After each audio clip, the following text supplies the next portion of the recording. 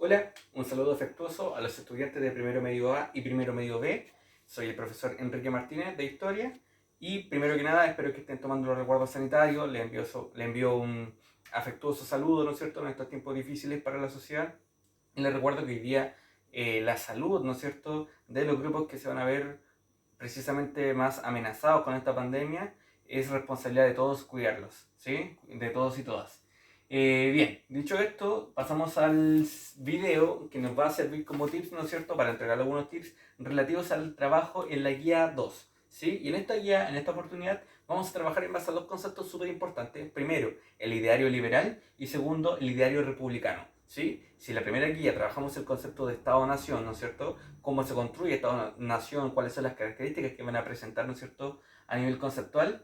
Ahora nos vamos a referir respecto al ideario liberal y el ideario republicano, que nos van a entregar las bases súper importantes para la formación de los estados nacionales, ¿sí? Bueno, la guía parte primeramente con una serie de preguntas iniciales de intentar dilucidar las representaciones previas respecto a qué creen ustedes que significa el liberalismo, qué creen ustedes que significa republicanismo, ¿cierto? O en qué contextos está utilizado este tipo de conceptos, ¿no es cierto? Están ligados a lo político y están ligados, ¿no es cierto?, a la figura del Estado.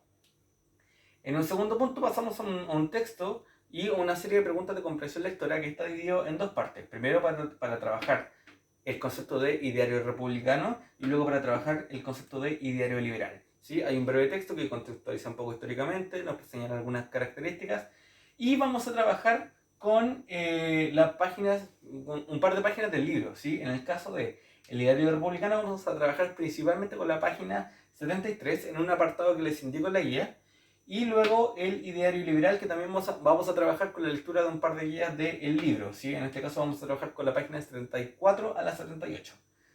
Bueno, y las preguntas básicamente apuntan un poco a describir, a resumir, ¿no es cierto?, a caracterizar, a identificar los principales puntos del ideario republicano, refiriéndonos en especial a tres ideas súper importantes de este concepto, que van a ser la soberanía popular. ¿Qué es la soberanía popular? ¿Qué características tiene, ¿no es cierto?, y cuáles son las implicancias que van a manifestar para el ideario republicano? En segundo lugar, los poderes del Estado. ¿Qué pasa con los poderes del Estado? ¿Se concentran en una figura como era, por ejemplo, en la monarquía absolutas?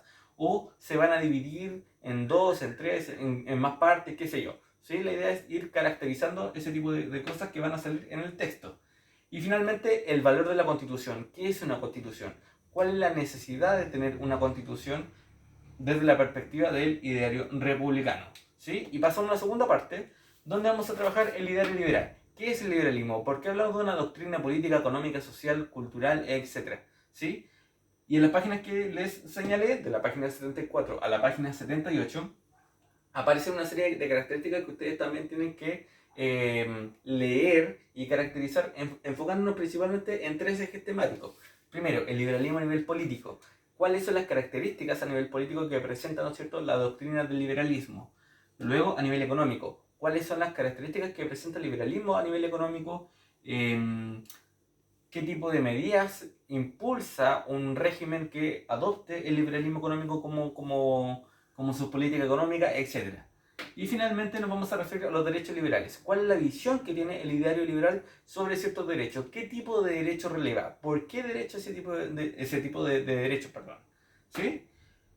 Y eso está todo en el texto. Entonces vamos a trabajar harto con el libro de clases en esta oportunidad. Y finalmente vamos a pasar a una etapa de aplicación en donde las características que pudimos dilucidar, que pudimos resumir y caracterizar a lo largo del desarrollo de la guía, las vamos a aplicar en la elaboración de un mapa conceptual en su cuaderno. Recuerden que la idea de un mapa conceptual es ir esquematizando, ¿no es cierto?, y utilizando conceptos claves, que en este caso lo que les solicito es sobre cómo influye, ¿no es cierto?, o el rol del líder republicano y el líder liberal con sus características particulares para entender la formación del Estado Nacional o estos conceptos como pilares de la formación del Estado Nacional, ¿sí? Y eso tienen que hacerlo en su cuaderno, sacarle una foto y adjuntarlo en la guía, ¿sí? Así que eso, chiquillos, de primero medio A, primero medio B, los tips para la guía 2. Así que eso, un saludo, Enrique Martínez, su profesor de historia.